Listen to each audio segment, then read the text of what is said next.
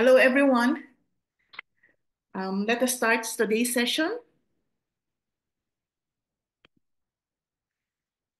So look at this picture.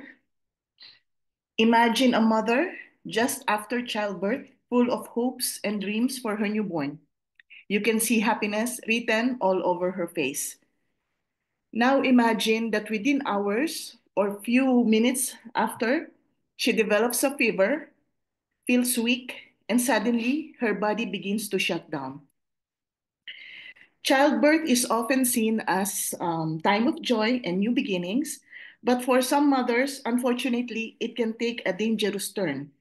This is the reality of maternal sepsis, one of the leading but most often overlooked causes of maternal mortality worldwide.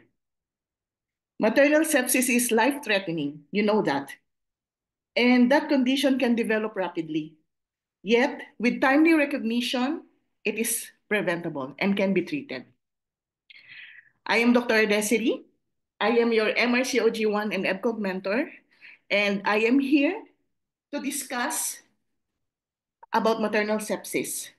Today, we will explore what is maternal sepsis, what are the risk factors, why it happened, how to recognize the warning signs, and how we can save lives through early intervention and treatment. And we will be focusing on the latest updated guideline by the Royal College, which is identification and management of maternal sepsis during and following pregnancy.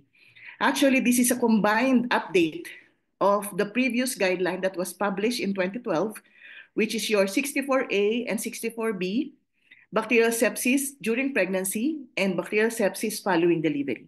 So they make an combined guideline update in December of 2024. So this is a very recent guideline, which will help both Part 1 MRCOG examinees and Part 2 MRCOG examinees. Actually, they made it more simple. Okay, and this is what we do in MedExam Expert. So we are doing frequent webinars to help you understand how we conduct our courses and how we make things simpler for those who are attempting to take the exam. So let's start off with the incidents, okay? So for Part 1 examinees, incidents is not actually being asked, but it is asked more for Part 2. According to the WHO, or World Health Organization, the global prevalence of maternal sepsis is set at 4.4%. And the latest Embrace, it says that 11% of maternal deaths are due to sepsis, 10% due to sepsis, and 14% due to COVID during the 2019 and 2021 Embrace. The overall mortality rate is 2.5 per 100,000 maternities. And sepsis is the second most common cause of admission, which the most common cause is your hemorrhage. So what is maternal sepsis? Maternal sepsis, according to the 2017 WHO definition, it is a life-threatening condition defined as organ dysfunction resulting from infection during pregnancy, childbirth, post-abortion, and the postpartum period. So these are the stages of your sepsis, okay? So actually, there are only 3 stages. The SIRS, or your systemic inflammation response syndrome, is not actually a stage of your sepsis. So your sepsis can be defined from sepsis, severe sepsis, and septic shock. So what are the difference? So for the SIRS, you can see here, you have symptoms of infection, okay? Your temperature more than 38, okay, or temperature of more than less than 36 degrees centigrade, heart rate of more than 90, respiratory rate of more than 20, WBC count of 12,000, or less than 4,000, or 10% bands or neutrophils. For sepsis, it is SIRS plus confirmed infection. When you say severe sepsis, it consists of sepsis, the definition of sepsis, plus end organ damage. And when you say septic shock, it is severe sepsis plus hypotension that cannot be reversed even with accurate fluid resuscitation. Okay, so these are the stages of your sepsis. This is oftentimes asked in exam as a scenario. Okay, so they will give you scenario wherein there's the temperature like this, the sears, plus the infection.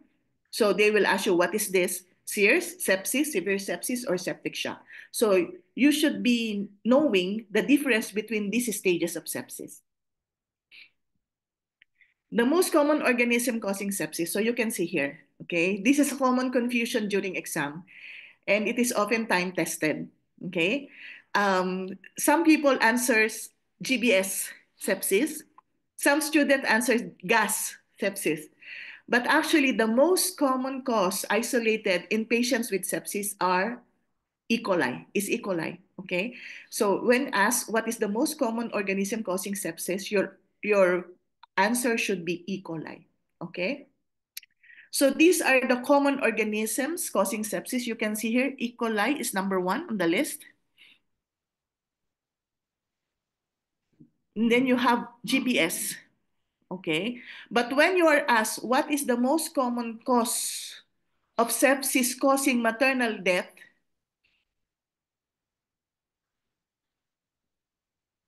this will change. It will never be GBS anymore. It should be E. coli, number one, and gas, number two. So what is the difference? GBS, although it is the most common cause, second most common cause of organism causing sepsis, it rarely causes maternal death. Okay? And in the latest embrace from 2019 until 2023, there is no maternal deaths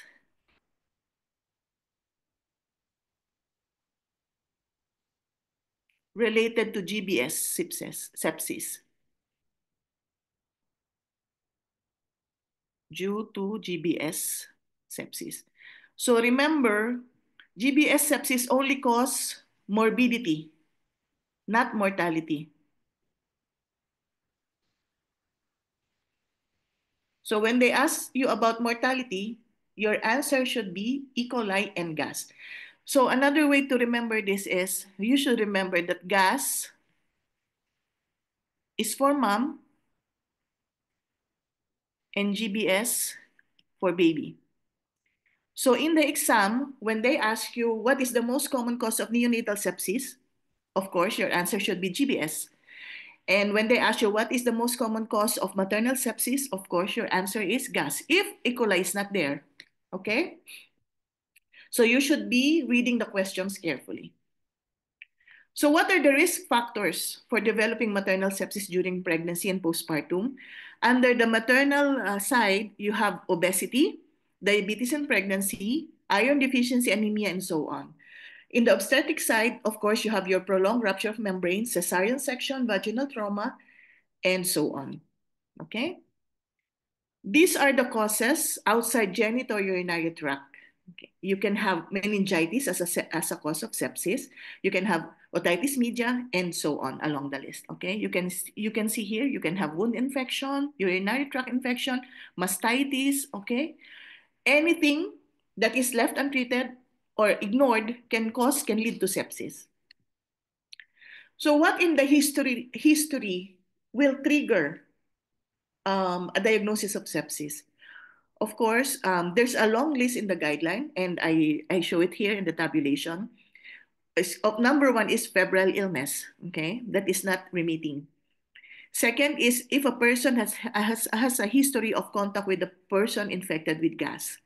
Recurrent skin infection, okay, history of contact with recurrent boils or abscess, severe respiratory infection or hemoptysis, intravenous drug use, acute urinary retention, gastroenteritis, zoonotic infection, okay, allergies, all of this can trigger. Because if you don't know these triggers in the history, you will overlook a potential diagnosis of sepsis. And it is very, very important that even with history alone, you have at the back of your mind, think of sepsis, okay? They say, think of sepsis. Now let's go to the warning signs. For example, the patient is already during pregnancy or in the postpartum. What are the warning signs that will lead you to diagnosis of sepsis? So here are the red flags. Okay? So when you say there's a red flag, this needed a blue light transfer from the community. When you say blue light transfer, this is actually an emergency. Okay? Emergency transfer.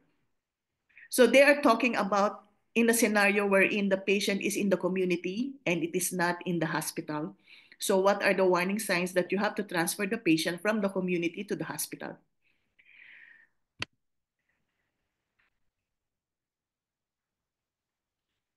Yes, Dr. Moniba. Dr. Moniba has a question. The most common cause of maternal sepsis causing maternal death, the answer will be E. coli and followed by gas. Correct. You got it right. Okay, so these are the red flags. Okay, you have a GCS or the Glasgow Coma Scale of less than 15 or not alert in the AVPU classification. What is this AVPU classification? This is the classification A stands for alert. V, the patient responds through verbal stimulation.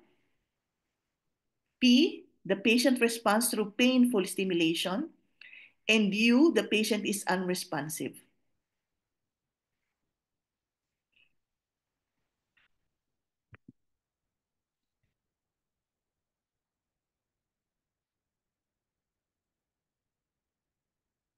Dr. Ariba, GAS stands for Group A Streptococcus. Okay, Rida, Dr. Rida, kindly repeat maternal death related to organism point. The most common cause of sepsis, okay, the most common organism causing sepsis is number one is your E. coli, okay. The second is your GBS. But when they ask you what is the most common cause of maternal death, maternal mortality related to sepsis, number one is E. coli, and the second is your gas. Don't worry. Am I going too fast? Dr. Ismat, what can we expect? Guys, we will not be able to finish this webinar if you keep asking them questions. I will suggest that you reserve your questions at the end of the webinar. I will answer all your questions. Don't worry. Okay, Doctor, no name. I will go slowly. Okay. Most common cause of neonatal sepsis, Dr. Del, GBS. I told you when it is gas for mom, GBS for baby. Okay? That is the mnemonic. Okay, what can we expect questions from maternal sepsis and MRCOG1? You can expect any questions under the sun, Dr. Ispat. We don't know how the examiner thinks. But for MRCOG1, usually the causes and the treatment, the same. For MRCOG2, it's still the same scenarios, okay? This comes in clinical management, okay, and microbiology question.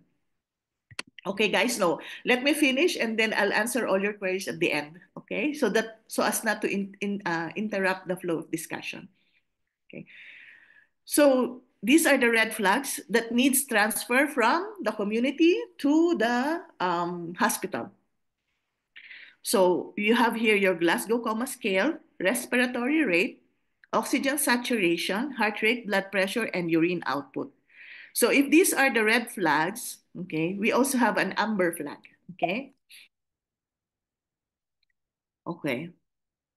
That means when the signs are amber, not red, um, this warrants senior clinical review, okay, within 1 hour before you decide to transfer the patient. Of course, you know that sepsis progresses, okay? So from SEERS to sepsis to severe sepsis to septic shock. But if you're only having amber flags, you need your senior obstetrician to review within 1 hour, okay, as soon as possible for inpatient, so that you can decide whether once the patient turns into red flag or before it turns into red flag, you can transfer the patient immediately to the hospital. Okay, so you have to just read this. These are the amber flags. So what are the appropriate triggers? Okay. Again, I see this distracts you in the question. See, Dr. Muniwa again asking question. Difference between sepsis and septic shock. Sepsis is, if you notice the diagram before, sepsis is infection, confirmed infection plus your SIRS. SIRS is your systemic inflammatory response syndrome, which includes your temperature, your vital signs, your blood pressure, okay? And then plus a positive or confirmed suspicion of infection, confirmed or suspected infection. In septic shock, yes, there is hypotension, but in severe sepsis, there's also hypotension. Okay, there's also hypotension, but when you say septic shock, there is hypotension that is you cannot uh, elevate the blood pressure even if you have adequate fluid resuscitation. So that is septic shock. And also we have the value for lactate, okay, for lactate, which we will go through it after in the next few slides. Okay, that's why I told you, let me finish the webinar first and then you will understand. And if you still have questions, you can ask it at the end of the webinar. Okay? Did I answer your question, Dr. Moniba?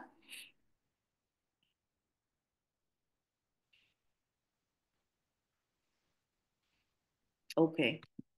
So what are the appropriate triggers? In the 2023 Embrace report, the report recommended that post-delivery streptococcal infection, particularly gas or your group A strep, is most likely to present within 12 hours post-birth. Infection should be suspected and actively ruled out for women who have recently given birth and experienced significant abdominal pain or persistent vaginal bleeding. So imagine, simply what this statement means is that after delivery, within 12 hours post-birth, when there is significant abdominal pain or persistent vaginal bleeding, you should think of sepsis. Okay, because after pains typically reduce in the hours following childbirth. That means the pain after childbirth should not be severe and do not develop after discharge. So pain after a vaginal birth does not settle with simple analgesia. You should also think of sepsis. That means even if you give the patient analgesic, okay, and the pain is not relieved, you should think of more than an after pain or after birth pain, okay? And when this happens, it should prompt a face-to-face review or clinical examination, including abdominal and vaginal examination if needed. So this, what they simply mean is when you have this patient after delivery and you have these symptoms, then you should think of sepsis, okay? So now you already think that there could be possibly a sepsis, okay? So what are the common investigation that you will do when you suspect sepsis? Number one, you have your blood culture, okay? And your blood culture should be two sets, okay? Sequentially taken within minutes of each other and including two bottles, aerobic and anaerobic bottle, okay? It should be obtained prior to antibiotic. This is important, okay? You should take blood culture before giving the patient antibiotic, but you should not wait of the result of the culture before you start the patient with empirical antibiotic, okay? What else? Aside from blood culture, you have your serum lactate, okay? Serum lactate should be measured urgently, okay? A serum lactate of 2 millimoles per liter should initiate immediate senior review, okay? The normal lactate is less than 2, okay? And when your serum lactate reaches 4, okay, this already indicates lactic acidosis,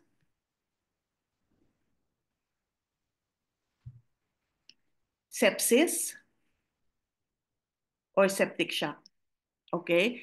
And you should escalate care from the community or the general physician to a senior obstetrician, okay? So number one, blood culture taken before you start empirical treatment. Second, immediately, urgently, serum lactate, okay? And the routine blood test, of course. You have your full blood count, you have your FBC, you have your urea, electrolytes, creatinine, your coagulation profile, liver function test, and your CRP. Okay, so these are your routine blood tests.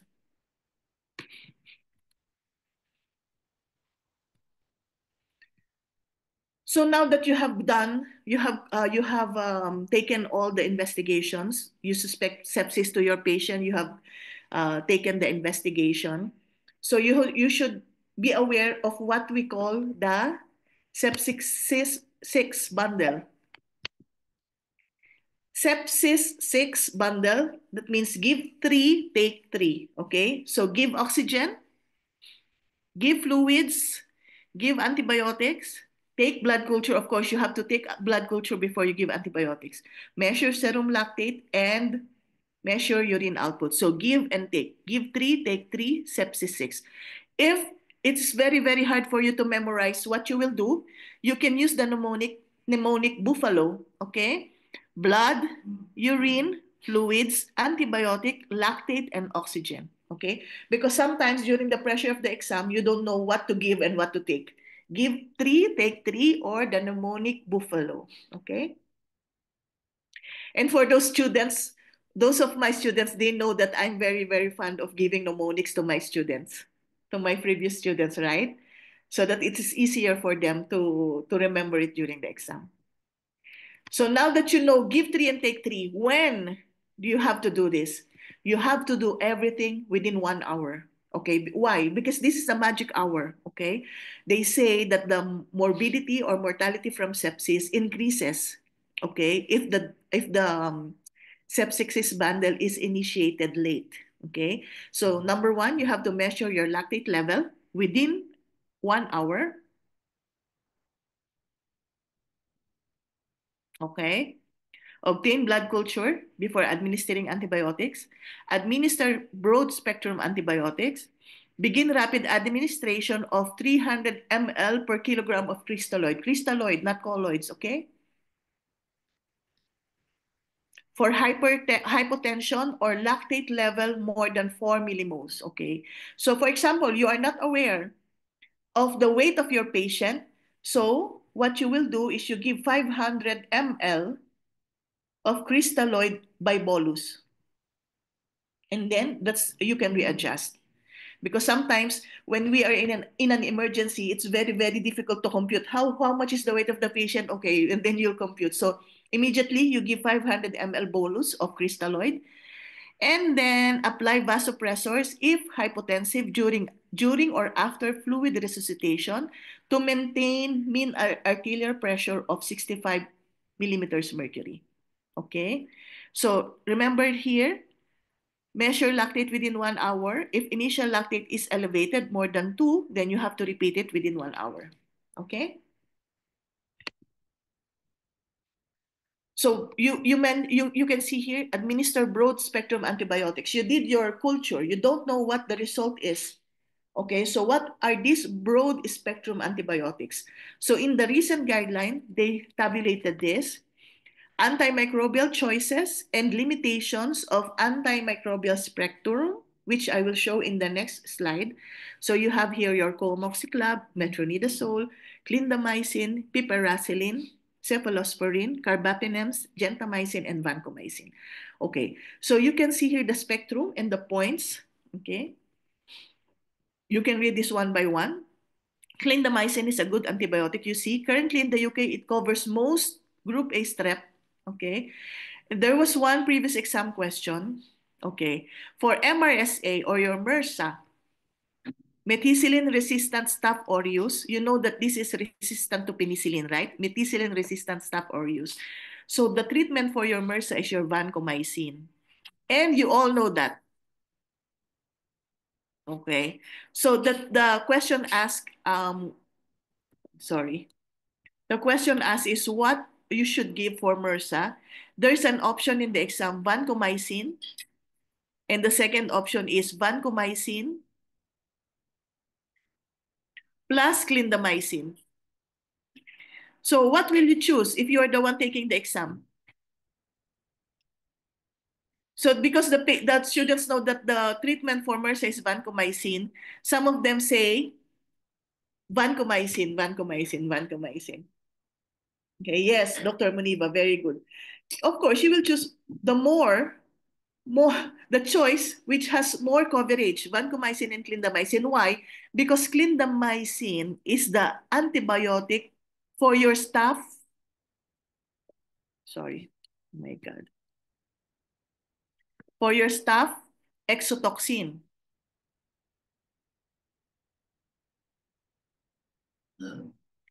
That's why even though there are increasing resistance of is increasing resistance to clindamycin, okay, you still give viclindamycin for your staph exotoxin. Okay, so I will explain what I said. Okay, so giving vancomycin and clindamycin is hitting two birds with one stone. You hit the MRSA and you treat the staph exotoxin. However, clindamycin should no longer be used for GBS prophylaxis. Okay, so GBS is Group B prophylaxis. The Group B prophylaxis, they said that clindamycin in the old guideline has 16% resistance. But in the new guideline, the resistance increase is 31, I think, to 33%. That's why they don't use this as intrapartum antibiotic prophylaxis for GBS. No. So what they give is, for GBS is cephalosporin. They recommend cephalosporin. And for those who has allergy, they give a penicillin. Number one treatment is penicillin. For those who have allergy is cephalosporin, mild allergy. And for those who have severe allergy, they give vancomycin. Okay? So that means when you think of sepsis and you're thinking of giving antibiotic prophylaxis, you have to consider all this, okay? What is the best that will give you the most coverage? Usually, if you're already in septic shock, they give a combination of piperacillin, clindamycin, and vancomycin. Okay, so it's a case-to-case basis. Okay, so that's why the guidelines always say broad spectrum antibiotic. They don't give a specific antibiotic for the treatment of sepsis because you have to analyze where the infection is coming from. Is it coming from the brain? Is it coming from the uterus? Is it coming from the urinary tract? So that's why they said only broad spectrum antibiotics. And then the doctor, the senior obstetrician, is the one who should decide which antibiotic is appropriate. Okay? So this is just a summary. This is the antibiotic spectra that they mentioned as an algorithm, Appendix 5. Okay? So if your culture came out already, okay, for example, and it is your MRSA, then you can give your gentamicin, clindamycin, vancomycin, okay? If it is gram-positive stuff, okay, you can use any of this, but you have to take care, okay? There are antibiotics that you cannot give in the first trimester. There are antibiotics that you cannot give in the third trimester. And there are antibiotics that are safe in all trimesters, okay? So how about the role of immunoglobulin? So we finished the antibiotic. How about the role of immunoglobulin? They mentioned this also in the old guideline and in the recent guideline. Okay. So what is the role of immunoglobulin? They say that when the culture came out to be gram negative, your intravenous immunoglobulin is not effective or indicated. Okay. However, if it is gram positive, okay, then combination of your immunoglobulin IG and clindamycin has been reported with benefits, okay? So for gram-negative, immunoglobulin has no role. For gram-positive, you can use it because they found that they are beneficial. And the main contraindication of your IVIG is your immunoglobulin A deficiency. Why? Because it will cause severe anaphylaxis, okay? That will lead to anaphylactic shock. So what will you do? What will you do if the patient has immunoglobulin A deficiency and you need to give her, you give everything and the patient is not improving? So they say you can consider, you can see here, read here, IVIG has been recommended for consideration if other measures are failing. So this is a fine print. Okay, if other measures are failing, you can use IVIG. So what will you do if other measures are failing and the patient has immunoglobulin A deficiency? You need to give immunoglobulin, but she has immunoglobulin A deficiency. Okay, the guideline says that it is not an absolute contraindication, not an absolute. Okay, so what will you do? Instead of giving the IVIG, there are preparations for subcutaneous IG, wherein they say that anaphylactic reaction will be more or less likely because there are few immunoglobulin A, okay, for the subcutaneous, and the absorption is not as severe as your IVIG. Okay, so this is not an absolute contraindication for giving IVIG, but you have to be careful in giving IVIG for patients with immunoglobulin A deficiency. And there are options. Instead of giving IV, you can give subcutaneous. Okay, and what else? So that means because it is not an absolute contraindication, okay, what else you can do? Okay, you can give an option of IVIG with little IgA content, immunoglobulin A content. And there are some immunoglobulin in the market with very little immunoglobulin A content. Okay? How about, let's take some scenarios. How about you have a patient who's in preterm labor, okay? Preterm labor, and you need to give steroids. And the patient is septic. So I want to see your answers in the chat box. Doctor, no name. Okay, doctor, do we need to know all this spectrum for RCOG1? Yes.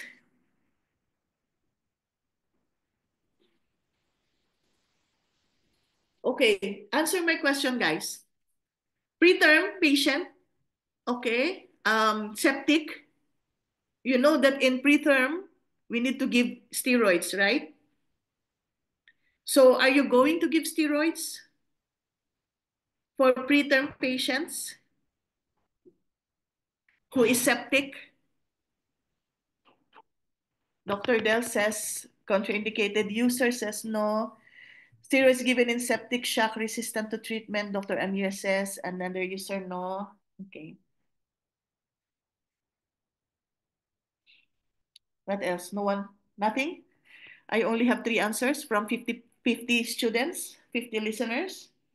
Okay, so everyone knows that we give, according to the NICE guideline, you have to give steroids for patients who is in at risk of, yes, at risk of preterm birth.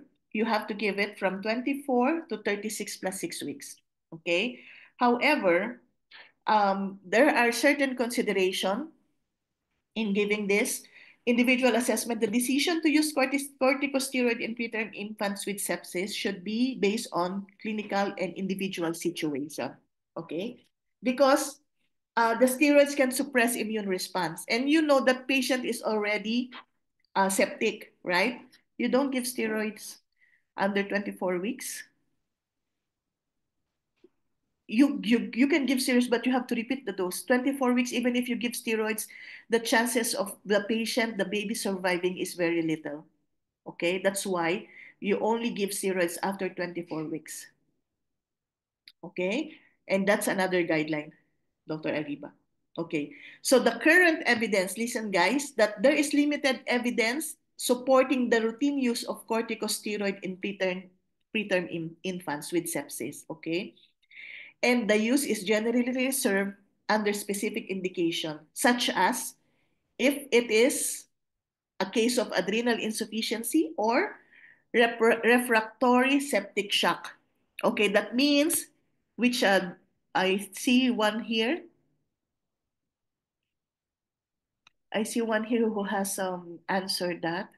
If the patient is not responding to treatment, so okay, refractory shock means Even if you do everything, the patient is not out of danger, not out of shock. So generally, the current guideline doesn't recommend the use of steroid. Okay, it does. They don't recommend the use of steroid unless it's a case of adrenal insufficiency or refractory septic shock. How about magnesium? Okay, you know that magnesium we use it for neuroprotection, right? So can you give magnesium in patient preterm with sepsis?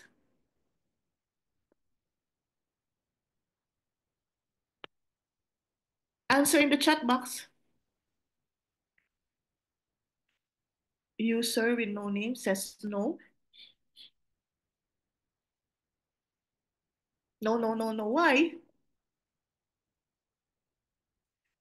Doctor, we're not giving. It is not recommended to give steroids in preterm who preterm patient with sepsis unless it is a case of adrenal insufficiency or refractory septic shock. Clear now, Dr. Doa?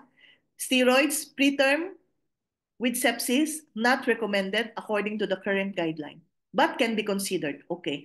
Dr. Ismat, very good. We can give magnesium sulfate. Everyone else says, no, no, no, no, guys, please change, okay? Change your mindset. You can give antenatal magnesium, okay, to patients who is preterm with sepsis. Okay, you can give it. It is not contraindicated. It is for neuroprotection, and it is usually given at the time less than 30 to 32 weeks, okay, in preterm infant, okay? However, the antenatal use is recommended, but the postnatal use for preterm babies with sepsis, with mother who are septic, it is not routine recommended. Yes, Dr. Ariba. In adrenal insufficiency, and it was not mentioned in the guidelines. Okay, they said you can consider giving sepsis, but it is not recommended. And the two scenario wherein you can give steroids in preterm with sepsis mother is a case of adrenal insufficiency and refractory septic shock. You can give preterm steroids because you don't have anything else to do, right? The patient is in septic shock. The patient is not responsive to treatment. The patient has adrenal insufficiency. Okay? But this is a case-to-case basis. It is not, I have mentioned, repeat again and again, I have mentioned that the current guideline doesn't recommend the routine use of corticosteroid in preterm patients with sepsis. Okay? This is just a case-to-case basis. But magnesium sulfate, you can use for neuroprotection under the NICE guidelines and the RCOG guideline, okay? They can be considered in as a neuroprotection antenatal corticosteroid use, even in sepsis, okay? But what will you watch out when you give magnesium to preterm patients with sepsis? What will you watch out for?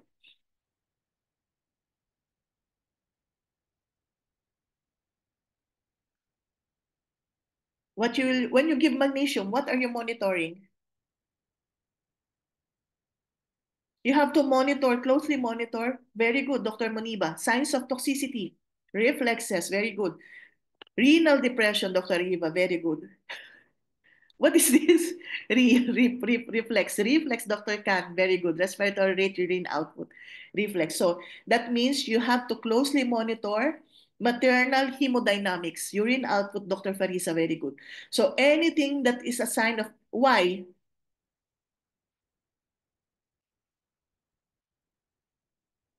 Why? Why you have to monitor this? Oh, you don't, magnesium, yes, signs of magnesium toxicity, Dr. iPhone, Dr. Farisa. Okay, why? Because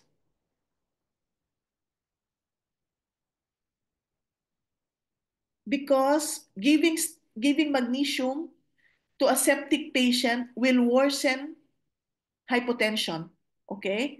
will worsen all those toxicity. That means even if you have not reached the level of magnesium toxicity, giving this in septic patient will be you will expect all these maternal hemodynamics to no problem, doctor. No problem, Dr. Ariba, because you say you write real, reap. Okay, so you can give magnesium again. I'll repeat. Okay, the role of immunoglobulin. You can it is not recommended. Immunoglobulin is not recommended if the culture turns out to be gram negative. However, if the culture turns out to be gram positive, you can give it in combination with clindamycin because they are synergistic and beneficial. Okay, especially if it is group A strep sepsis that is isolated in the culture. Second, if all others are failing, you can give IVIG, except for patient, the main contraindication is congenital immunoglobulin A deficiency. However, it is not an absolute contraindication. So that means you can still give, if all other measures are failing, you can still give you can still give immunoglobulin, but in the form of subcutaneous. Okay? Subcutaneous form. And second, steroids in preterm septic patient. It is not recommended by the current guidelines unless it is a refractory septic shock or patient with adrenal insufficiency, but this should be reviewed by the senior obstetrician and it is a case-to-case basis. Okay, and then next, magnesium sulfate. Okay, magnesium sulfate is not contraindicated in patients who are preterm with sepsis. You can still give magnesium sulfate antenatally, again, antenatally for neuroprotection, but you cannot give it to infants postnatally. Okay, and you have to be careful in giving magnesium sulfate because it aggravates hypotension, it aggravates respiratory depression, so you have to monitor. Okay, and it worsens renal impairment, so you have to monitor all these magnesium toxicity earlier. Okay, so what else? I saw this in the algorithm, okay, in the appendix. So this is a sequential organ failure assessment. They use this in the ICU, and when you say sequential organ failure assessments in sequence, okay, so you know that when you are when a patient is septic, it is a multi-organ dysfunction, right? So you have to monitor your respiration, coagulation, liver, cardiovascular, neurological, renal, okay. And they say, so this you don't have to memorize. Part one and part two takers, you don't have to memorize the SOFA. Okay. What you should know is that when the SOFA score is more than 2 points, okay, that is a positive sign of sepsis. Okay. And higher scores increases mortality risk. This is how you have to know the interpretation. If the SOFA score is more than 6, likelihood of poor outcome. And when you are in the ICU, it's very, very difficult to monitor all of this. So they revise or they make a Q SOFA or Q Quick SOFA, which is a simplified version of the bedside assessment. It uses only hypotension, Glasgow Coma Scale, tachypnea, and when you have 2 points, suggesting a high risk of sepsis-related mortality, okay, more than 2 points. So how will you remember? So this is your SOFA score. Again, you don't have to memorize, you just have to familiarize yourselves with it. And they make a simpler version, which is your Q SOFA. It's simple. You only have to look at the hypotension, altered mental status, and tachypnea. And again, a score of more than or equal to 2 criteria suggests a greater risk of poor outcome. Okay? So these are all about the updated sepsis guideline. It is more simpler, believe me. For those of you who have already read 64A and 64B, which are more detailed, this is more simpler for you. So all you have to know is number one, your sepsis definition, your SEER, sepsis, severe sepsis, and septic shock, the red signs, the amber signs, the antibiotic coverage, okay, and all those how long time meeting started? 45 minutes ago. Yes, Dr. Pisa. 1 o'clock. We started at 10 a.m. GMT. Don't worry. This is free for all to go back. Dr. Sam, this this webinar is available in our YouTube channel, okay? And Dr. Arriba, thank you. And Dr. Sam, if you're a member of our course, okay, you can get this PowerPoint in your platform. QSOFA, okay, Dr. User, this one. Axali. You can check this in our YouTube channel, in our Facebook group. Okay, ma'am, can you please repeat the antibiotics? Which antibiotic we should give at which point in time? For example, first line, second line. Dr. Miniba, there is no first line and second line. The antibiotic coverage should be depending on the culture result, should be depending on your assessment. Um, for example, we also have viral causes of sepsis like your SARS, okay, your COVID, your hepatitis, herpes simplex virus. Okay, so there is no first line and second line. So if it is your herpes simplex HSV virus causing sepsis, then you have to give acyclovir. For bacterial, you have to know if it is a MRSA. Okay, so there's no first line and second line. You have to know the cause and give the antibiotic. That's why you have to do the culture within 1 hour and then wait for the culture. But before waiting for the culture, you have to give both broad spectrum antibiotics. So they recommend for the broad spectrum any something antibiotic that has wide coverage for all. Okay, so if you give metronidazole, it is not wide coverage. It's only for an anaerobic infection. Okay. And also it depends on the stage of the, why wait an hour? No, it's not waiting for an hour, Dr. Arriba. You don't wait for an hour. You have to do everything within 1 hour. You don't have to wait for an hour to do all the tests. You should do all these things: oxygen, fluid, blood culture, lactate. Okay. How they ask in MCQ? Which one, Dr. Maniba? How they ask in MCQ? For MRSA, clindamycin, vancomycin, yes. Antibiotics, depending on the, look at what Dr. Khan says, okay? For MRSA causing sepsis, you have to give clindamycin and vancomycin, okay? For example, they told you that you will be having scenarios, okay? If you read these SBAs, okay, you will be having scenarios and you will be given options on which antibiotic to choose. So that's why you have to clearly read the scenario, which is one, which the scenario is leading you, okay? The buzzwords, okay? So for example, you have UTI sepsis. So what you have to give? You don't have to give clindamycin and vancomycin for UTI, right?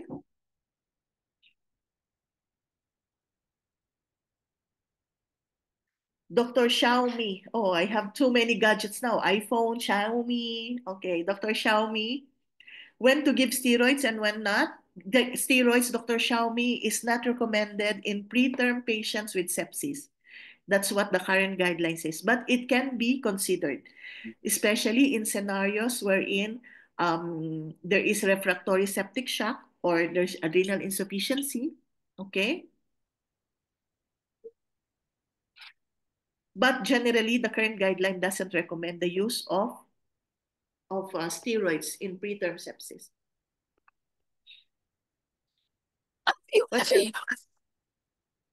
Dr. Muhammad Yassin, please, last time repeat gas and E. coli confusion in statement guidelines most common. Okay. Okay. First, the question of Dr. Muhammad Yassin. Please, last time repeat gas and E. coli confusion in statement in guidelines most common and mortality. Okay. The most common organism isolated in patients with sepsis is your E. coli. Okay, it's your E. coli. Okay. Wait, Dr. Amira. Okay, let me answer first the question of Dr. Muhammad Yassin. Okay, so Dr. Muhammad Yassin first is E. coli. Okay, and second, most common cause of sepsis is your GBS. Okay, but when they tell you or when they ask you, most common cause of sepsis causing maternal death. Okay, number one is E. coli, and the second one is your gas.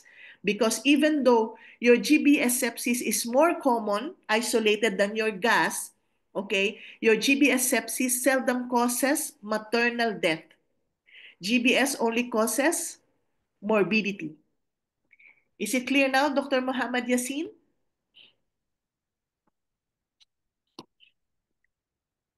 Dr. Muhammad Yassin, I need confirmation if it is clear.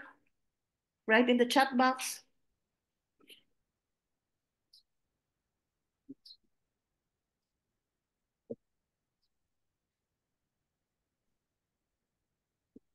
What partial? Partially clear? Okay. Let me write here. Most common, oh, let's go back to that slide.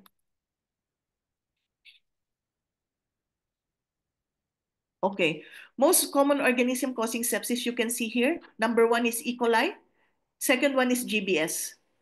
Causing sepsis. Okay. But when they ask you causing maternal deaths due to sepsis, your number one is E. coli. The second one is your group A. Okay. Because, as I've mentioned, from the EMBRACE 2019 to 2023, there are no maternal deaths related due to GBS sepsis. Okay? No maternal deaths due to GBS sepsis. So when they ask you maternal death, maternal mortality due to sepsis, and they give you E. coli, group B, or what, so you should choose E. coli. Okay? If E. coli is not there, you should choose gas when they are talking about maternal death.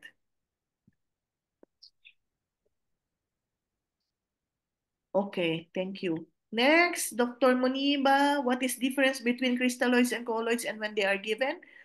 When we are in the emergency situation, crystalloids are smaller, okay? Crystalloids are smaller than colloids, Dr. Moniba. So when you have to give bolus or fast infusion of fluids, the first choice is crystalloids. If crystalloids is not available, then you can give colloids because colloids are larger and you can infuse it slower. So in emergency situation, the preference is crystalloids over colloids. Dr. Amira, Dr. Muniba, clear? Dr. Amira wanted to see the slide of red and amber signs. Okay, you can download this guideline, guys. It's free for all to download. Okay, so these are the red signs and these are the amber signs. Dr. Amira, do you have any question for red signs and amber signs?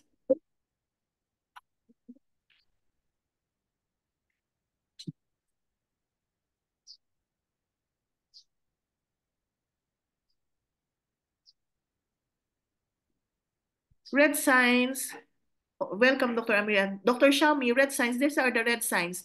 If the respiratory GCS score, Dr. Ariba, these are the difference. Okay, GCS score.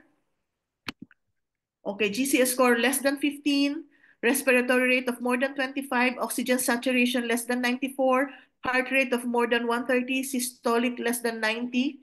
The patient has not passed urine in more than 12 hours, or if the patient is in catheter, okay, there is less than 0.5 ml per kilogram urine per hour. For the amber signs, you can see the respiratory rate is 21 to 24. In the red sign, it is what? More than 25. Right? For the heart rate, it is 100 to 130. For the red signs, it is more than 130. Systolic blood pressure, it is less than 90 for the red sign. And for the urine output, it is 0.5 per kilogram. This is 0.5 to 1 ml. So that is the difference, okay?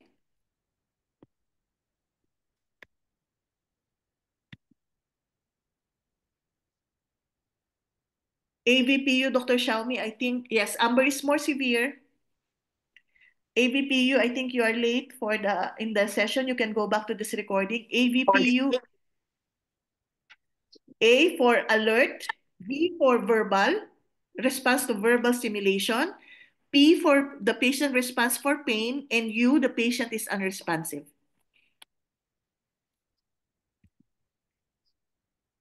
This one, alert, response to verbal stimulation, response to pain, and responsive.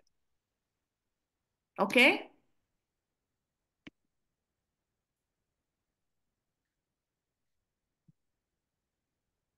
Dr. Moniba, you can just search Green Top Guideline number 64, December 2024, and you can download this guideline.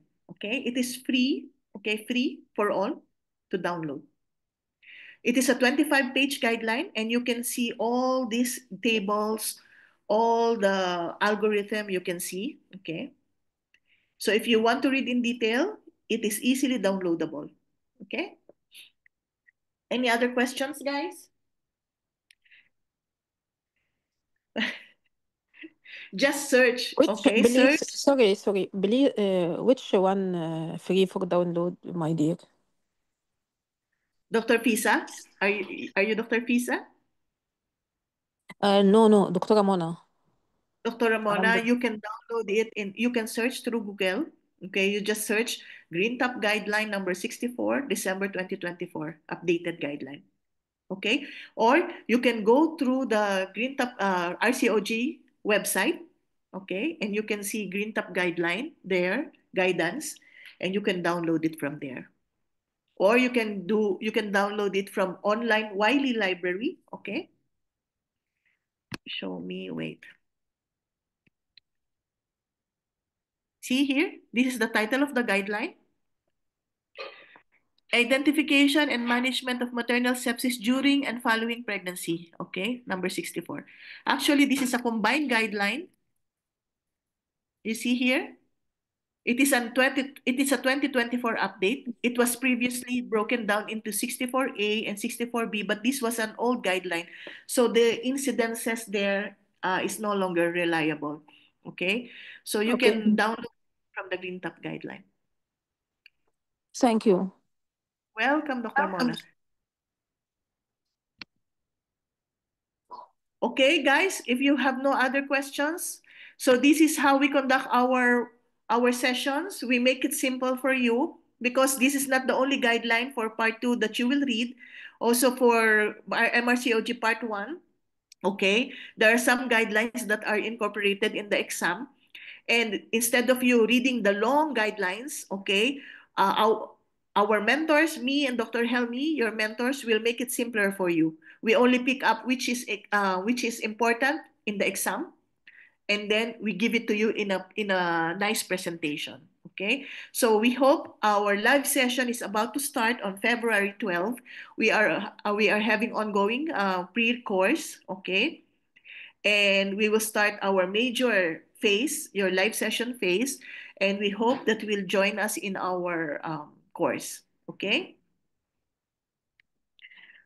Still have one more, Dr. Muniba. I'm confused about the guideline. For example, for any topic, we need to create a treatment plan according to the NICE guideline. My first question, are the NICE guideline available? No, Dr. Muniba. This is a different, NICE guideline is different from the RCOG website, okay? You've only heard of NICE guidelines. How many guidelines we need? Are you talking, Dr. Muniba, of part 2 or part 3? Part 2 of part 1? Part 1, okay. Dr. Maniba, for example, me, I'm teaching microbiology, okay? So for microbiology, um, we have your Green Top guideline for herpes and varicella, and we have your BASH guideline, okay? This is the role of the mentor. We summarize all the guidelines, so that's why you don't have to be confused, okay? If you join us in our course, the mentors, instead of you reading separately from the NICE guideline, from the BASH guideline, from the RCOG guideline, when we deliver our live session, we update our PowerPoints, okay? We include, yes, Dr. Maniba, we include already from the books, everything, the knowledge that you have to know, we include updates from the guideline. And if you were asking me which to prioritize, of course, you have to prioritize your Green Top guideline, Okay, if it is about infection, you have to prioritize the green top and then your BASH guideline. If it is about infertility, you have to prioritize your green top and then NICE. If it is about your contraception, you have to prioritize your green top and then your FSRH guideline. So the syllabus is very, very vast. Okay, so what is the use of joining the courses if we will not summarize all of this for you? Okay, if you will not do it, then it's like simply the same as studying on your own, right? But if you study on your own, that's why you said when you study on your own, you are confused which guideline to read. Yes, of course, because you have to read all of these guidelines. Dr. Muhammad, I'm a soldier from part one. If I join course, no need for any guideline course materials. Yes, if you attended Dr. Helmi's orientation yesterday, there's one student who asked uh, what SBA books that we read, right? He said, what SBA books that we have to read? He said, no, you don't have to read books. You only have to attend our live session. And I agree with him. Dr. Helmi and we've been with Med Exam Expert teaching students since 2017. We are the pioneers in the online courses, okay? And you can see that we have a high percentage of passing. We have a high passing rate, and not only high passing rate, okay? We have students who scored high in the exam, okay? Course material is absolutely enough. Yes, Dr. Muhammad. Congratulations! You passed part one and part two. Attending webinar for the update. Yes, so you're about to take your part three, Dr. Muhammad?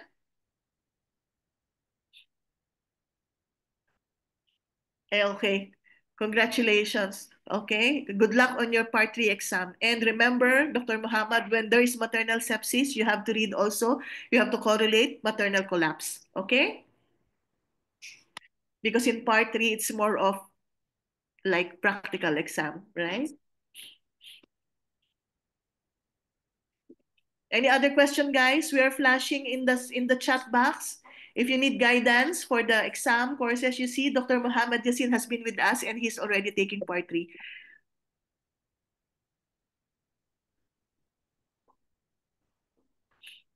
Any other question, guys? Any other questions?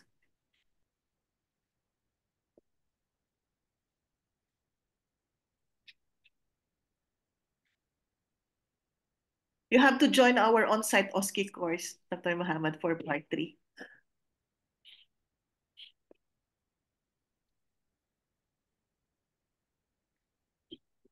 No more questions? We can call it a day? Welcome, Dr. Fisa. Welcome, Dr. Muhammad. Okay, guys, if you have any other question, just get in touch with our team. Okay, they are there. You can message them through our Facebook page. And these are numbers flashed. Okay, the discount. We have discount for those who attended this webinar. I forgot to tell you. Okay, we have discount for those who attended this webinar, exclusive only for those who attended this webinar. Okay, guys. Bye-bye. Thank you for attending my session and have a nice weekend. Bye.